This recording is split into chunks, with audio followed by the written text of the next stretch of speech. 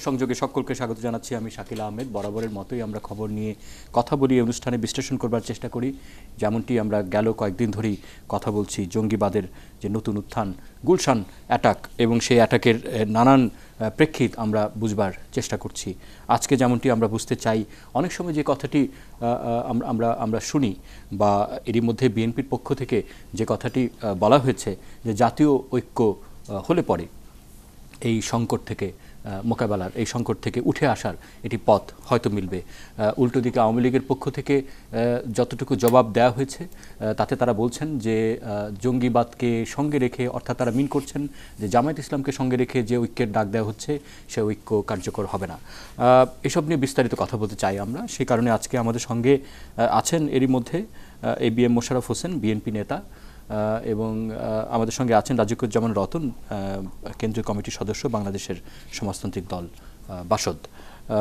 আরও কিছু অতিথি আমাদের সঙ্গে যোগ দেবেন আলোচনার পর্যায়ে। এবং আপনারা তো আছেনই যারা এই মুহূর্তে শুনছেন। আমরা সত্যিকার অর্থেই বুঝে নিতে চাই, অনেক রকম আহ্বানের, বাক্যের, পরামর্শের চোরাবালি থাকে, কিন্তু চোরাবালির ভেতরের প্রকৃত সত্যটা আমরা খুঁজে নিতে চাই। আমার মনে হয় আমরা শুরু করি না ABM মোশাররফ হোসেন, আপনাকে দিয়েই প্রস্তাবনাটি কী এবং সঙ্গে সঙ্গে কেন এই প্রস্তাবনার সঙ্গে যে যুদ্ধাপরাধ যেটি বলা হচ্ছে, যাদের বিরুদ্ধে সবসময় অভিযোগের আঙুল আছে যে তারা এই জঙ্গিবাদের পেছনে কোনো না কোনো ফর্মে জড়িত, তাহলে তাদেরকে সঙ্গে নিয়ে আসলে কিসের ঐক্য? ধন্যবাদ আপনাকে, ধন্যবাদ ৭১-এর অগণিত দর্শক, শ্রোতা, সমর্থকদের যে আপনি এমন একটি বিষয় আজকে অবতারণা করেছেন যে বাংলাদেশের রাষ্ট্রীয় জীবনে, সামাজিক জীবনে এটা এখন সবচেয়ে একটি আলোচিত বিষয়। জি, কারণ বাংলাদেশের সবচেয়ে নিরাপদ এলাকা হিসেবে যেটা পরিচিত গুলশানে যে ঘটনাটি সংঘটিত হয়েছে, জাতি হিসাবে এটা আমাদের কাছে, কারো কাছে এটা কাম্য ছিল না।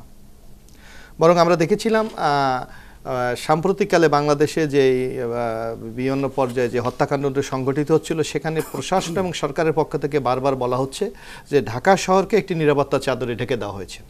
বিশেষ করে গুলশান এরিয়াটা গত প্রায় 1 বছর আগে ইটালি নাগরিক সিজারিও তালেব বা হত্যাকাণ্ডের পর প্রশাসন থেকে বারবার বলা হচ্ছিল যে গুলশান এলাকাকে সম্পূর্ণ একটি নিরাপত্তা চাদরে ঢাকা দেওয়া হয়েছে। সেই ক্ষেত্রে এরকম একটি ঘটনা ঘটা, এটা জাতি হিসাবে আমাদের সবাইকে স্তব্ধিত করে দিয়েছে এবং এটা আমাদের জাতীয় অস্তিত্বের ক্ষেত্রে একটি বিরাট হুমকি হয়ে দেখা দিয়েছে।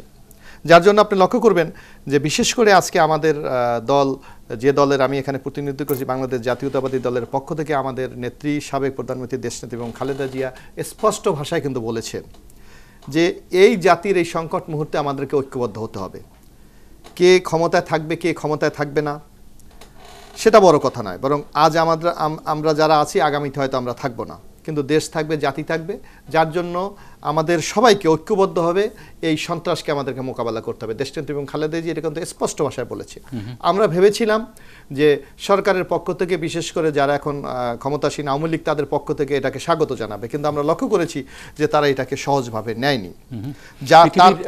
এই যে ঐক্য হলেই জঙ্গিবাদ মোকাবেলা করা যাবে, এটি একটি ধারণা, এবং এর বাইরে আরেকটি প্রসঙ্গ হচ্ছে যে ঐক্য কাদের কাদের সঙ্গে হবে। দুটো আলাদা প্রসঙ্গ নিয়ে আমরা কথা বলতে চাই। আমরা ফিরবো আপনার সঙ্গে আলোচনায়। রাজিকুজ্জামান রতন, ঐক্য হলেই জঙ্গিবাদ মোকাবেলা করা যায়? পৃথিবীর অন্যান্য দেশের ইতিহাস কি বলছে?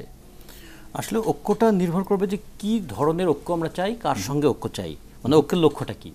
এই মুহূর্তে একটা সাম্প্রতিক জঙ্গি হামলা যেটা গোটা দেশকে এবং গোটা পৃথিবীতেই নাড়া দিয়েছে। না, আমি একটু সহজ করে বলবো প্রশ্নটি এরকম যে পৃথিবীর বহু দেশ আমরা দেখি যেখানে ঐক্য একেবারে অটুট, সেখানে গণতন্ত্র একেবারে শতভাগ।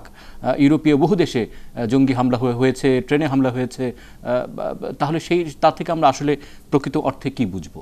দুটো জিনিস এখানে দেখতে হবে। একটা, আমরা যদি ওয়ার্ল্ড ফেনোমেনাটা দেখি যে পৃথিবীর দেশে দেশে এই ধরনের জঙ্গি হামলা হচ্ছে, সেটার একটা তাৎপর্য আছে, তার একটা কার্যকারণ আছে।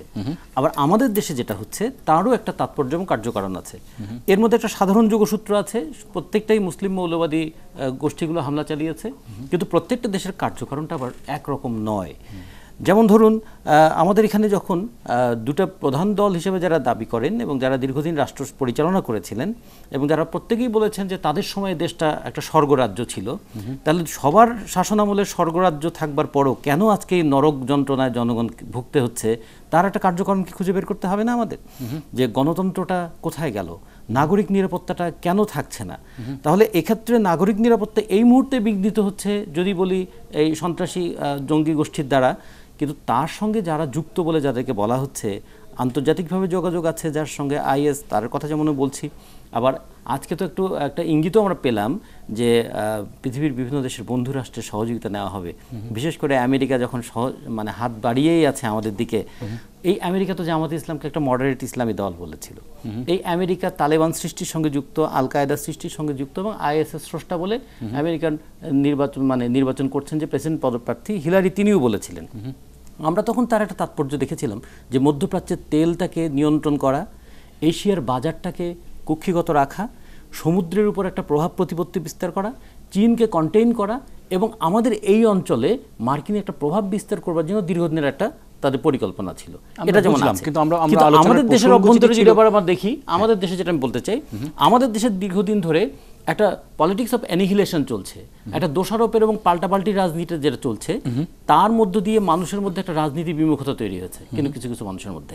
আবার দেখুন যে দুইটা প্রতিষ্ঠান থেকে জঙ্গি তৈরি হয়েছে বলে আমরা বলছি, একটা হচ্ছে মাদ্রাসা, একটা হচ্ছে প্রাইভেট ইউনিভার্সিটি। এই দুটোই হচ্ছে রাজনীতি মুক্ত প্রতিষ্ঠান হিসেবে পরিচিত। একটা দরিদ্র মানুষের সন্তানরা পড়ে আর উচ্চবিত্ত সন্তান। রতন, আমরা জঙ্গিবাদের কার্যকারণের আলোচনায় আপনি ঢুকেছেন, কিন্তু আমরা যে জায়গাটাতে ছিলাম সেটি হচ্ছে যে যদি ঐক্য হয়, জাতীয় ঐক্য, তাহলে ধরে নিলাম সকলে একসঙ্গে আছেন, ঐক্য হয়েছে, তাহলে কি জঙ্গিবাদ মোকাবেলা করা যাবে কিনা? তখন দুটো প্রশ্ন সামনে থাকবে। জনগণ যখন বুঝতে পারবে যে এই দেশটা আমাদের রক্ষা করা দরকার। আপনি এর আগে ছোট ছোট ঘটনাগুলো দেখুন, পুরোহিতকে হত্যা করে যাচ্ছেন, ধর্মযাজককে হত্যা করছেন, রাস্তায় সাধারণ মানুষ নিহত হচ্ছে। কখনো কখনো জনগণকে আমরা দেখেছি যে তারা নির্লিপ্ত থাকছেন। কেন এই নির্লিপ্ততা? আবার কখনো কখনো জনগণ যদি দুই একজন জঙ্গিকে ধরেও দিয়ে থাকে, পুলিশের কাছে যাওয়ার পরে তারা হয় ছাড়া পেয়ে যায় অথবা ক্রস ফায়ারে নিহত হয়ে যায়, ফলে সেটারও কার্যকারণটা বের করা যায় না। ফলে জনগণ কখনো কখনো যদি নির্লিপ্ত হয়ে যায়, নিষ্ক্রিয় হয়ে যায়, এই নির্লিপ্ততার পরিবেশেই কিন্তু এই মুষ্টিমেয় সন্ত্রাসীদের সন্ত্রাস করার একটা সুযোগ তৈরি হয়। তার সঙ্গে যদি দোষারোপের রাজনীতিটা তৈরি হয়, তখন ওরা একটা ওপেন স্পেস পেয়ে যায় যে পরস্পরকে নিয়ে পাল্টাপাল্টি করতে থাকলে এই সুযোগে যারা যে ডিজাইনটা তারা সাকসেসফুল করতে চায়, তারা সেই ডিজাইন নিয়ে নিশ্চিন্তে অগ্রসর হতে পারে। সে কারণে বলেছিলাম যে যদি ঐক্যের লক্ষ্যটা হয় যে নাগরিক নিরাপত্তা প্রতিষ্ঠা করা, ঐক্যের লক্ষ্যের সঙ্গে তাহলে গণতন্ত্র প্রতিষ্ঠা করাটাও থাকতে হবে। যে গণতান্ত্রিক মূল্যবোধটাকে রক্ষা না করে শুধু নাগরিক নিরাপত্তা শুধু অস্ত্র দিয়ে এবং বাহিনী দিয়ে করা যাবে না। কারণ যারা যে বাহিনী দিয়ে এই নাগরিকের নিরাপত্তা রক্ষা করবেন, সেই বাহিনীর প্রতি জনগণের যদি আবার আস্থা না থাকে। জি জি জি, কিন্তু পৃথিবীর বহু দেশ যেখানে গণতন্ত্র সুনিশ্চিতভাবে আছে, সেখানেও তো আমরা দেখছি জঙ্গি হামলা বন্ধ নেই। তাহলে তাহলে তাহলে তার প্রশ্নটি কি? আমরা বলছি না যে যেমন গণতন্ত্র প্রয়োজন নেই, বা বলছি না যে গণতন্ত্র নেই এখানে, কিন্তু যে সমস্ত দেশে এরই মধ্যে গণতন্ত্র সুনিশ্চিতভাবে আছে, সেসব দেশেও তো জঙ্গি হামলা থেমে নেই। আচ্ছা, আমেরিকাতে কি গণতন্ত্র আছে বলুন? আমেরিকা গোটা দুনিয়ার উপর যে নিপীড়নটা চালিয়েছে, তার একটা প্রতিক্রিয়া কি মানুষের মধ্যে হয় না? কখনো কখনো যুক্তি দিয়ে মানুষ যখন কোনো একটা সমাধান করতে পারে না, সেই সমাধান করার পরিবেশ যখন থাকে না, তখন কিন্তু গণতন্ত্র কোথায় আছে? সেইটাই তো পৃথিবীর দেশগুলোর মধ্যে একটা, ধরুন আমি যদি বলি ছোট্ট একটা দেশ, যদি কিউবার কথা বলি, কিউবায় কিন্তু 61 বছর ধরে কিউবা অবরুদ্ধ আছে, কিন্তু কিউবায় এই ধরনের ঘটনা এখনো ঘটেনি।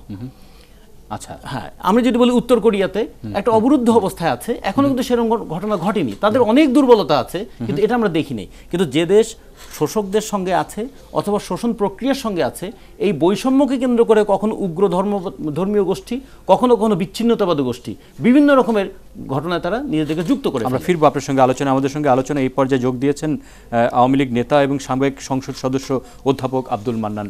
অধ্যাপক আব্দুল মান্নান, আপনাকে স্বাগত আমাদের এই আলোচনায়। আমি ধারণা করি আপনি শুনছিলেন আমাদের এই আলোচনার খানিকটা, এবং এরই মধ্যে যে কথাটি আমরা পাচ্ছি সেটি হচ্ছে, তবে আপনি বলুন, আমাকে একটুখানি একটু বলে দিলে ভালো হয়। যে কথাটি আমরা এতক্ষণ পাচ্ছি সেটি হচ্ছে যে ঐক্য, জাতীয় ঐক্য হলেই জঙ্গিবাদ মোকাবেলা করা সম্ভব হবে, এবং এই প্রস্তাবনা এরই মধ্যে বিএনপির পক্ষ থেকে দেওয়া হয়েছে। তারা জাতীয় ঐক্য গড়বার আহ্বান জানাচ্ছেন। এই বিষয়ে আপনার কি মত? শুনুন, ঐক্য একটি সুন্দর শব্দ, বাংলা শব্দ। আমরা খুব ঐক্য নিয়ে কথা বলি, কিন্তু ঐক্যে আসতে গেলে মনকে সাফ করতে হবে। কিসের ঐক্য হবে, কার সাথে ঐক্য হবে, কেন ঐক্য হবে, আমার প্রশ্ন হচ্ছে এখানটাই। আমরা যুদ্ধ অপরাধীর বিচার করলাম, ওনারা বলছেন যে বিচার যদি সুষ্ঠু হয় তাহলে পরে আমরা আছি, কিন্তু কিসে বিচার সুষ্ঠু হবে সে কথা তারা বলেননি। ওনারা জাতির পিতাকে ওনারা মানেন না, ওনারা সেদিন ওনারা জন্মদিন পালন করেন। উনি জয় বাংলা, যে জয় বাংলা বলে আমরা মহান মুক্তিযুদ্ধে জীবন দিয়েছি, সেই জয় বাংলা ওনারা চলে গেছেন জিন্দাবাদে, ওনার রেডিও বাংলাদেশে চলে গেছেন। এগুলো কথার কথা, মুখের কথা। আপনাদের টকশোতে আমরা আসি, আপনারা আমাদেরকে ভালোবাসেন, কিছু পয়সা দেন, কিছু কথা বলি, জাতির কিছু কোনো কল্যাণেতে হয় না। আগে আপনার মনকে সাফ করতে হবে, আপনার মনকে পরিষ্কার করতে হবে। আপনাকে বুঝতে হবে যে এই বাংলাদেশ আমার, এখানে আমার জন্ম, এখানে আমার মৃত্যু, এবং এই মাটি হচ্ছে আমার। আমি আমার বন্ধু যে কথা বলেছেন যে আমেরিকায় গণতন্ত্র নাই, ওনার বিরাট সেন্সে উনি বলেছেন তাহলে পৃথিবীর কোথাওই তো গণতন্ত্র নাই। গণতন্ত্র একটা রিলেটিভ টার্ম, কতটা থাকবে কতটা থাকবে না, ভালো বলে কোনো জিনিস নেই। ভালো যেখানে আছে মন্দও সেখানে আছে, মন্দ যেখানে আছে ভালোও সেখানে আছে। সেই জন্য বিএনপি ঐক্যের ডাক দিয়েছেন। আমি আশা করেছিলাম যে এই দুঃসময়ে বিএনপির নেত্রী এত ইফতার পার্টিতে যেতে পারছেন, আর তিনি একটু ফুল হাতে করে সেই ন্যাশনাল বীরদেরকে, শহীদদেরকে, যারা নিষ্পাপ, যারা দেশের জন্য প্রাণ দিল, সেখানে তিনি একটু যেতে পারলেন না। এখানে কি তার খুব কষ্ট হলো? আমার মনে হয় আমরা খানিকটা উত্তর আমরা বোধহয় পেয়েছি। এবিএম মোশাররফ হোসেন, আপনি কি প্রতিক্রিয়া জানাতে চান কিনা? আসলে জনাব আব্দুল মান্নান সাহেব যে কথাটি বলেছেন, এখানে প্রেক্ষাপটটা আপনাকে লক্ষ্য করতে হবে যে আজকে বাংলাদেশে যে অবস্থাটা চলছে, যে বারবার আওয়ামী লীগের পক্ষ থেকে বলা হচ্ছে যে বাংলাদেশে কোনো জঙ্গলি নাই, অথচ আপনি লক্ষ্য করবেন এই ঘটনার পর সরাসরি আইএস এর পক্ষ থেকে, যেটা ওদের মূল সংগঠন, সেখান থেকে কিন্তু ইন্টারনেটের মাধ্যমে প্রথমটা নিউজ দিয়েছে যে বাংলাদেশে এই ঘটনা সংঘটিত হচ্ছে। তো সুতরাং গভর্নমেন্টের যে বক্তব্যটা বলুক না কেন, সেই বক্তব্যের সাথে কিন্তু বাস্তবতার কোনো মিল নেই। আমরা যদি এই সরকারের তথ্যমন্ত্রীর একটি বক্তব্য আমরা লক্ষ্য করি, যত 15 এপ্রিল 2016-তে ইন্ডিয়ার দি হিন্দি পত্রিকার সাথে একটি সাক্ষাৎকারে এই বর্তমান সরকারের তথ্যমন্ত্রী হাসানুল্লাহ কিনু সাহেব বলেছে যে আফগানিস্তান থেকে প্রায় 8,000 বাংলাদেশি তরুণ যুবকরা ওসামা বিন লাদেনের তত্ত্বাবধানে প্রশিক্ষণ নিয়ে তারা বাংলাদেশে প্রবেশ করেছে এবং বাংলাদেশের সন্ত্রাসী কর্মকাণ্ডের সাথে তারা জড়িত। তখন থেকে বাংলাদেশের সামাজিক নিরাপত্তার ক্ষেত্রে ব্যাপক সমস্যা সৃষ্টি হচ্ছে। তো সুতরাং এই সরকারের আজকে এক একজন এক এক ধরনের কথা বলছে, কিন্তু আমরা সেই দিকে না যেয়ে আমাদের নেত্রী কিন্তু বলেছি এই সংকটময় মুহূর্তে এই বাংলাদেশকে এই সন্ত্রাসী কর্মকাণ্ড থেকে বাংলাদেশকে আগামী দিনে রক্ষা করতে হলে আমাদেরকে কিন্তু ঐক্যবদ্ধ হতে হবে। আজকে আওয়ামী লীগ সেই জায়গায় না গিয়ে আজকে কিন্তু তার দলীয় রাজনীতিকে এবং বিশেষ করে যে একটি ভোটারবিহীন নির্বাচনের মাধ্যমে তারা ক্ষমতায় আসার পর তারা সেই ক্ষমতাকে কিন্তু পাকাপোক্ত করতে চায়। আজকে যদি আপনি বিভিন্ন পত্রিকার নিউজগুলি দেখেন, আপনি লক্ষ্য করবেন যে বাংলাদেশের প্রায়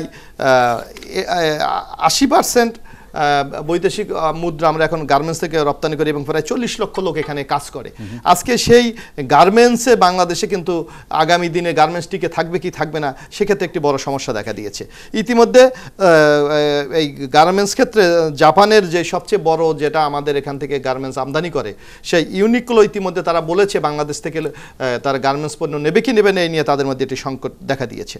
এমনিভাবে আরও আজকে যদি আপনি ইন্টারন্যাশনাল মিডিয়া, রয়টার থেকে শুরু করে গার্ডিয়ান পত্রিকা থেকে শুরু করে যদি আপনি দেখেন যে বাংলাদেশে কিন্তু আমাদের যে গার্মেন্টস শিল্পকে শুরু করে একটি বড় সংকট আগামী দিনে দেখা দিতে পারে। এবং ইতিমধ্যে আপনারা এই ধরনের জঙ্গি আক্রমণ যদি হতেই থাকে এবং এবং এবং এবং যারা এই ঘটনার পেছনে আছে তারা তো এটিও চায় কিনা যে তারা একটি দেশ ক্ষতিগ্রস্ত হোক, এটিও তো পার্ট অফ দ্য গেম নাকি? না, গেম হলে আপনাকে, যার জন্য কিন্তু আমাদের নেত্রী যে কথাটি বলেছে যে আমাদেরকে ঐক্যবদ্ধ হতে হবে। আমরা যদি আমাদের অতীতে কিন্তু আমাদের বহু প্রমাণ আছে। আমি বলি না, আপনি লক্ষ্য করবেন যে আপনার নিশ্চয় মনে আছে স্বৈরাচার এরশাদ বিরোধী আন্দোলনের সময় যখন বাংলাদেশে গণতন্ত্র বিপন্ন হচ্ছিল, 9 বছর স্বৈরাচার এরশাদ যখন বাংলাদেশকে শাসন করছিল কোনো নিয়ম নীতি তোয়াক্কা না করে, তখন কিন্তু এই দুই নেত্রী ঐক্যবদ্ধভাবে এরশাদকে পতন করে কিন্তু বাংলাদেশে এই গণতন্ত্রের নতুন যাত্রা শুরু হয়েছিল। এবং বাংলাদেশে কিন্তু প্রেসিডেন্সিয়াল গভর্নমেন্ট ছিল, কিন্তু সেই 90-এর গণ অভ্যুত্থানের পর কিন্তু সংসদীয় গণতন্ত্র ফিরে এসেছে। বিভিন্ন ফর্ম থাকে। অধ্যাপক আব্দুল মান্নান বলবেন। আমি জঙ্গি নেই উনি বলেছেন, আমরা তা বলিনি, আমরা বলেছি আইএস নেই, জঙ্গি তো ওনারাই।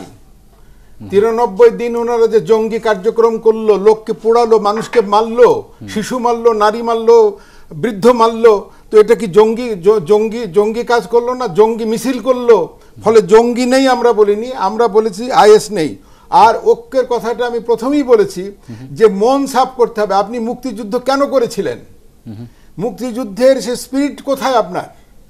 আপনি মুক্তিযুদ্ধ করলেন, সাকা চৌধুরীকে ফাঁসি হলো, আপনি আজ পর্যন্ত সাকা চৌধুরীকে আপনি কন্ডেম করতে পারলেন না। আপনি মুক্তিযুদ্ধের কোনো বিষয়ে আপনি একত্রিত হতে পারছেন না। ফলে জাতির পিতার ব্যাপারে আপনি একত্রিত হতে পারেন না, জয় বাংলার ব্যাপারে একত্রিত হতে পারেন না। আপনি সমাজতান্ত্রিক যে রাজনীতি, আমাদের কথা আছে যে আমরা অসাম্প্রদায়িক গণতান্ত্রিক চর্চা করব ওয়েস্টমিনস্টার টাইপের, সেখানে আপনি হতে পারেন না। আপনি কমিটি করেন, বাপ বেটা মা বেটির কমিটি করেন, 6 মাস 7 মাস আপনি দিতে পারেন না। আমরা দুঃখ পাই এই জন্য যে যদি বিরোধী দল না থাকে তাহলে গণতন্ত্রের প্র্যাকটিসটা হবে না। ফলে ওই সব কথা বলে কিছু হবে না। আপনাকে খোলা মনে খোলা কথা বলতে হবে। দেশ খুব দুর্যোগের ভিতরে আছে। আমরা যত কথাই বলি গার্মেন্টস বন্ধ হবে, অমুক বন্ধ হবে, তমুক বন্ধ হবে, বঙ্গবন্ধুকে জব্দ করা গেছিল, তখন আমাদের খাদ্যের অভাব ছিল, জাহাজ বঙ্গোপসাগরে গম ঢেলে দিল, আমাদের 74 সালে আমাদের দুর্ভিক্ষ হয়ে মারা গেল। একটা বিরতির সময় আমাদের করতে পারছে না হয়েছে। অধ্যাপক আব্দুল মান্নান, তবুও আমরা জানতে চাই যে আওয়ামী লীগের এই বিষয়ে সুস্পষ্ট অবস্থান কি? বিএনপির বিরুদ্ধে বা এই দলটির বিরুদ্ধে যত ধরনের অভিযোগ আওয়ামী লীগের আছে, সেই অভিযোগ প্রথম আপনার কথা আমি বুঝতে পেরেছি। প্রথম কথা হচ্ছে ইউরোপীয় ইউনিয়নে একটি কথা এসেছে যে তাদেরকে জামাতকে পরিহার করতে হবে, তাদের জামাতকে পরিহার করে আসতে হবে। আর আমার এই বন্ধুদের যে সমস্ত দল আছে যারা সমাজতান্ত্রিক, যারা দেশপ্রেমিক, সমস্ত দলকে ডেকে একসঙ্গে কথা বলে কাজ করতে হবে। শুধু জামাত, আমি জামাতের সাথে নাই, জামাত আমার অন্তরে আছে। পুষ্প বনে পুষ্প নাহিক আছে অন্তরে, এই অন্তরে পুষ্প থাকলে আপনার এই কাজ হবে না। এখানে জামাতের আছে। আরো একটু আলোচনার আমাদের দরকার আছে। এক বিরতির সময় আমাদের হয়েছে, সঙ্গে থাকবেন।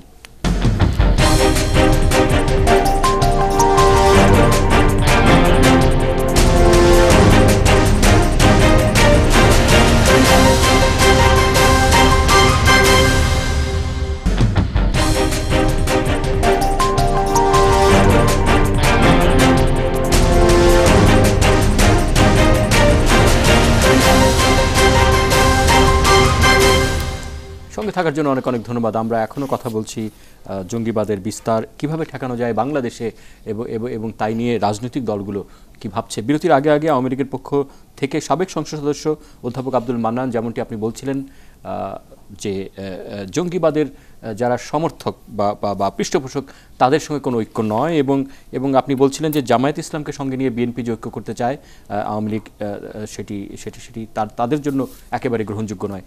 কিন্তু তাদেরকে বাদ দেওয়া হলে একটা ঐক্য হতে পারে, এই তো আপনি বলছিলেন অধ্যাপক আব্দুল মান্নান। তাদেরকে বাদ দিতে হবে। আচ্ছা, এবং বাদ দেওয়া হলে কি ঐক্য করা সম্ভব? ঐক্যের পক্ষে আলোচনার ক্ষেত্র নির্মাণ করা যেতে পারে। আচ্ছা, আলোচনার ক্ষেত্র নির্মাণ করা যেতে পারে। যতটুকু আমরা শুনলাম, এবিএম মোশাররফ হোসেন, আপনার কি মত? আসলে অধ্যাপক মান্নান সাহেব যে কথাটি বলেছেন যে আজকে আওয়ামী লীগ ক্ষমতায় আসে একটা সুবিধাজনক অবস্থা আছে বলে তারাই বক্তব্য দিচ্ছে। আমরা যদি অতীত ইতিহাস পর্যালোচনা করি, আপনি দেখবেন 91 সালে যখন আমরা স্বৈরাচার এরশাদকে হটিয়ে বাংলাদেশের গণতান্ত্রিক নতুন যাত্রা শুরু হয়েছিল, তখন রাষ্ট্রপতি নির্বাচনের কথা নিশ্চয়ই আমাদের মনে থাকার কথা। তখন বিএনপির পক্ষ থেকে আব্দুর রহমান বিশ্বাসকে প্রেসিডেন্ট এবং আওয়ামী লীগের পক্ষ থেকে বিচারপতি বদরুল হায়দার চৌধুরীকে কিন্তু সেই দিন প্রার্থী করা হয়েছিল। আওয়ামী লীগের প্রার্থীকে জয়যুক্ত করার জন্য তৎকালীন আওয়ামী লীগের নেতৃবৃন্দ কিন্তু জামাতের তৎকালীন আমির গোলাম আজমের কাছে গিয়ে দোয়া চেয়েছিল। এই ইতিহাস কিন্তু আমরা ভুলে যাইনি। তত্ত্বাবধায়ক সরকার আন্দোলনের সময় বিএনপিকে ক্ষমতা থেকে উৎখাত করার জন্য মতিউর রহমান নিজামীকে সহ তারা কিন্তু মিটিং করেছে, যার ছবি কিন্তু এখনও পত্রপত্রিকা খুঁজলে, মিডিয়া খুঁজলে আমরা এখন দেখতে পাই। সুতরাং আওয়ামী লীগ যখন যেখানে যেটা সুবিধা সেটা তারা করে, বরং ক্ষমতায় এখন বর্তমানে এসে তারা অনেক কথা বলে। আমরা কিন্তু বারবার বলেছি, জামাতি আপনারা অনেক কথা বলেন, আপনাদের অনেক ক্ষমতা বাংলাদেশে এখন রাষ্ট্রীয় ক্ষমতায়, আপনারা ইচ্ছা করলে নির্বাহী ক্ষমতা বলে জামাতকে নিষিদ্ধ করতে পারে, কিন্তু আওয়ামী লীগ কিন্তু সেই কাজটি করছে না। বুঝলেন, যদি আওয়ামী লীগ জামাতকে নিষিদ্ধ করে দেয় তাহলে কিন্তু এই সকল প্রশ্ন আজকে উত্থাপন হওয়ার কোনো সুযোগ নাই, বরং আজকে রাজনীতি করার জন্যই বিএনপি দল হিসেবে জামায়াতকে নিষিদ্ধ করার পক্ষে? হ্যাঁ, অবশ্যই করতে পারে, এটা সরকারের তো রাইট আছে। আমি বলছি বিএনপি কি এই নিষিদ্ধ করা হলে বিএনপি তাকে সমর্থন দেবে? এটা তো বিএনপি তো আজকে যুদ্ধাপরাধীর বিচার হচ্ছে, বিএনপি তো এটা বিরোধিতা করছে না। বিএনপি বরং বিএনপির যে বক্তব্যটা যেটা অধ্যাপক মান্নান সাহেব বলেছেন, আমরা বলেছি যে একটি স্বচ্ছ বিচার ব্যবস্থা আমরা চাই। এই বিচার নিয়ে স্বচ্ছ হচ্ছে কিনা তাই বলে নাকি? হ্যাঁ, বিচার ব্যবস্থা নিয়ে কিছু প্রশ্ন উত্থাপিত হয়েছে, এটাকে আপনি অস্বীকার এসকেবি কেলেঙ্কারির কথা কি আপনি অস্বীকার করতে পারবেন? আমরা ভিন্ন প্রসঙ্গে বোধহয় যাচ্ছি, আমরা যেখানে অস্বীকার করতে পারবেন সেখানে আমরা চাই যে বিচারটি সংগঠিত হয়েছে আগামী দিনের প্রজন্ম যেন এটা নিয়ে কোনো প্রশ্ন উত্থাপন না করতে পারে। বিএনপির পক্ষ থেকে সেই কথাটি বলা হয়েছে, অথচ আপনারা এটা রাজনৈতিক কারণে এটাকে ব্যবহার করেন। আজকে জামাতকে নিয়ে এত আপনাদের মাথা, আপনারা তো অনেক কিছু করছেন, জিএমবিকে নিষিদ্ধ করে দিয়েছেন, বাংলাদেশের অনেক সিদ্ধান্ত আপনারা নিয়েছেন, কিন্তু আপনারা ইচ্ছা করলে তো এখন নির্বাহী ক্ষমতা বলে জামাতকে নিষিদ্ধ করে দিতে পারেন। সেই কাজটি করলে তো বাংলাদেশের রাজনীতিক ক্ষেত্রে এই ধূম্রজাল থাকার কোনো সুযোগই নেই। একজন দর্শক আমাদের সঙ্গে যোগ দিয়েছেন। হ্যালো মোহাম্মদ হোসেন, আমি নিউ ইয়র্ক আমেরিকা থেকে বলছি। বলবেন জি। আচ্ছা, আমার কথা হচ্ছে যে আমাদের সব উদ্দেশ্য তো মানুষের জন্য, মুক্তিযুদ্ধটা মানুষের জন্য হয়েছে, বাংলাদেশটা, এবং আমরা মানুষ হচ্ছে গার্জিয়ান। সন্তানদের মধ্যে বিভেদ থাকতে পারে, কিন্তু পিতামাতার জন্য সন্তানরা সব বিভেদ ভুলে কেন আমরা ঐক্যবদ্ধ হতে পারবো না? মানুষের জন্য সুশাসন, মানুষের জন্য সাম্য, ন্যায় বিচারের জন্য আমরা কেন ঐক্যবদ্ধ হতে পারবো না? আবার প্রশ্নটাই দিই। ধন্যবাদ, অনেক ধন্যবাদ। আমার মনে হয় সব মিলিয়ে যদি কথা বলেন অধ্যাপক আব্দুল মান্নান। প্রবাসী, আপনাকে অভিনন্দন, আপনি খুব ঠিক কথা বলেছেন। আমরা যা কিছু করি সব মানুষের কল্যাণের জন্য করি, কিন্তু একটি ক্ষেত্রে আপনি নিজেও খেয়াল করছেন, নিশ্চয়ই আপনি বয়স্ক ব্যক্তি, যে আমরা মুক্তিযুদ্ধ যে চেতনায় করেছিলাম সেই চেতনার থেকে আমরা সরে গেছি। ওনারা বলছেন যে যুদ্ধ অপরাধীদের বিচার সঠিক হলে আমরা আছি, কিন্তু কোথাও অসঠিক হয়েছে তা ওরা বলতে পারেননি। ওনারা 3 বার ক্ষমতায় এসেছেন, ওনারা দাবি করেন মুক্তিযুদ্ধের দল, ওনারা কি একটি লোকের নামে একটি মোকদ্দমা করতে পেরেছেন? ওনারা পারেননি। অতএব ওনাদের যে কথাটা আপনারা বলছেন, ওনারা মন পরিষ্কার করতে পারেননি এবং ওনাদের মন পরিষ্কার হবে না সবসময়ের জন্য ক্ষমতায়। আর একটি কথা আমাকে প্রসঙ্গক্রমে বলতে হচ্ছে, আমার বন্ধু বলেছেন যে আমরা সবাই মিলে 3 জোট রূপরেখা দিয়ে আমরা এরশাদকে তাড়িয়েছিলাম, গণতন্ত্রকে প্রতিষ্ঠা করেছিলাম।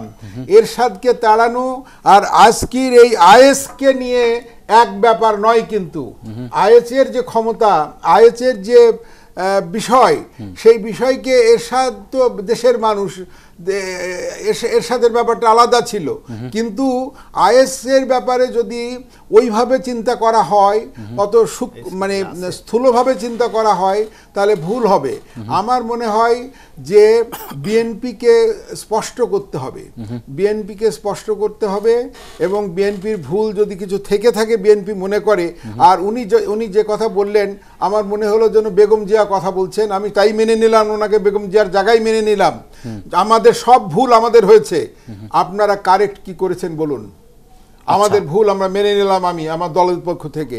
আপনারা সঠিক কোনটা করেছেন বলুন তো পর্যন্ত? প্রসঙ্গটি হচ্ছে সঠিক কিছু আপনারা করতে পারেননি। বাংলাদেশে নানা রকম দল, তাদের নানা রকম রাজনীতি, কিন্তু এখন দেশ আক্রান্ত হয়েছে বলে যদি ধরে নেওয়া হয়, এবং তখন কিন্তু মানুষের নানা রকম যে পারসেপশন, সেই পারসেপশন থেকে তাদের ধারণা, এবং তারা মনে করে যে ঐক্য হলেই বুঝি এর সমাধান হবে।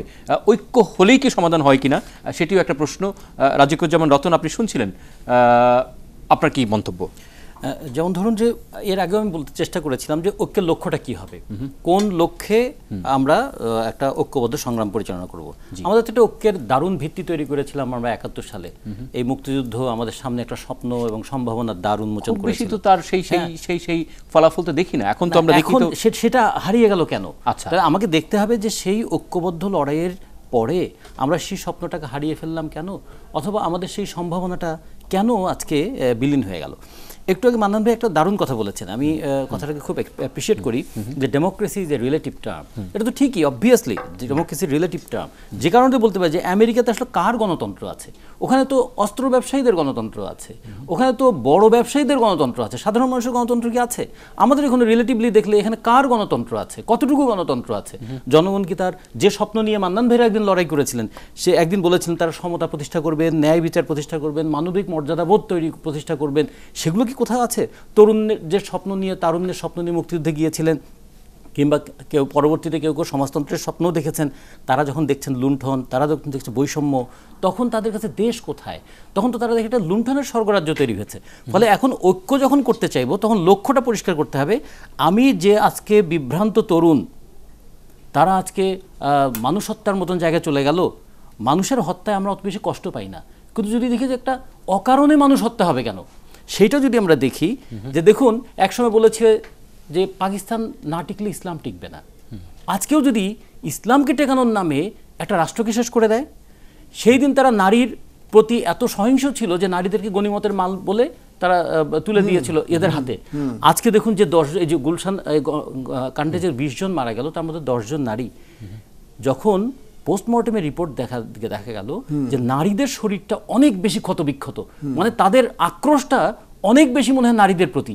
এই বাচ্চা বাচ্চা ছেলেরা, যাদের চেহারা দেখলে একটু যদি দেখি যে জঙ্গি ইয়েটা বাদ দিয়ে দেখুন তো, একটা নিষ্পাপ এবং যুবকের একটা চেহারা হওয়ার কথা। যে যুবক আজকে আমার মর্যাদা প্রতিষ্ঠা করার জন্য লড়াই করার কথা ছিল, বৈষম্যের বিরুদ্ধে লড়াই করার কথা ছিল, সেই যুবক আজকে কতখানি প্রতিহিংসা পরায়ণ হয়ে গেলে মানুষ হত্যা করতে পারে, শুধু নয় একটা মৃতদেহকেও ক্ষতবিক্ষত করে তুলতে পারে। এই জায়গাটা কেমন করে এলো, এটা যদি আমরা না ভাবি, শুধু আওয়ামী লীগ বিএনপির ঐক্য দিয়ে কিন্তু এটা রক্ষা করা যাবে না। এটা রক্ষা করতে হবে একটা গণতান্ত্রিক সংস্কৃতির ঐক্য। যে আমরা যে আজকে পলিটিক্স অফ অ্যানিহিলেশন, এক দল আরেক দলকে নিশ্চিহ্ন করবার একটা রাজনীতির খেলায় যে মেতে উঠেছিলাম, আমরা গণতান্ত্রিক লড়াইটা করি নাই। আমরা এই জন্য দেখেছি যে মানে সন্ত্রাসের যে মনস্তত্ত্ব এবং ভয়ের যে সংস্কৃতি, দুটোই কিন্তু বেড়ে উঠেছিল একটা গণতন্ত্রহীন পরিবেশে। ফলে গণতন্ত্রহীন পরিবেশ যদি দীর্ঘস্থায়ী হয়, তাহলে সন্ত্রাসের এই মনস্তত্ত্বটা সেটা আরো শক্তিশালী হবে। ইতিমধ্যে আমরা শুনেছি যে সদের এক তরুণকে নাকি খুঁজে পাওয়া যাচ্ছে না। আপনি যা বলছেন একজন নির্বাস ইসলাম, তার পরিবার এবং তিনি যেভাবে জঙ্গি হয়ে উঠলেন, তার সঙ্গে আপনি কোথায় রিলেট করছেন? তার সঙ্গে রিলেট করছে এরকম, এই নির্বাস ইসলাম দেখুন, সে আগে সেলফি তুলতে পছন্দ করত, সে হইচই করতে পছন্দ করত। এই ছেলেটা হঠাৎ করে নাকি চুপচাপ হয়ে গেল। তাহলে তারপরে কি, সে তারপর বলল যে সে আর এই জীবন তার পছন্দ হয় না। তার মানে তার জীবনের সামনে কোনো স্বপ্ন নাই। সে জীবনে, এই যৌবনে যা কিছু তার আকাঙ্ক্ষা ছিল, মানুষের জীবন তো পরিচালিত হয় দুটো দিক দিয়ে, হয় লোভ দ্বারা অথবা চেতনা দ্বারা।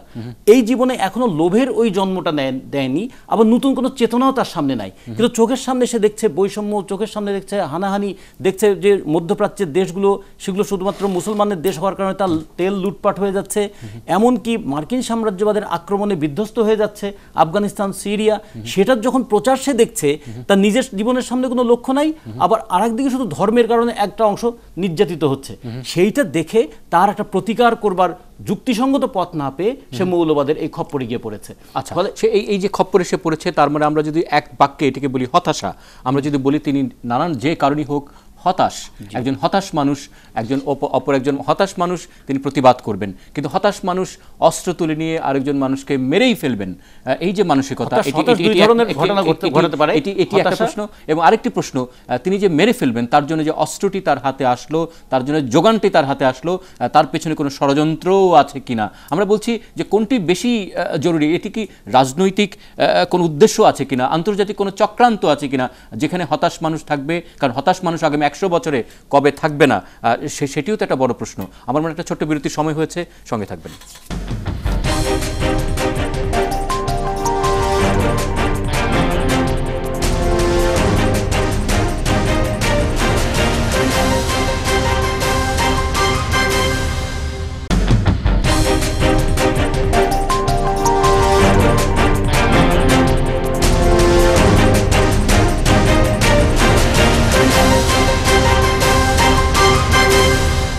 থাকার জন্য অনেক ধন্যবাদ। আমরা কথা বলছি জঙ্গিবাদ মোকাবেলায় জাতীয় ঐক্য কতটা সত্যি সত্যি জড়িত। বিরতির ঠিক আগে রাজিকুজ্জামান রতন, আপনি যেমনটি বলছিলেন, আমি যদি বুঝে থাকি যে প্রেক্ষিত আপনি বর্ণনা করছেন, সেই প্রেক্ষিতের অনেকাংশই মনে হচ্ছে দল বহির্ভূত উপাদান প্রচুর রয়েছে।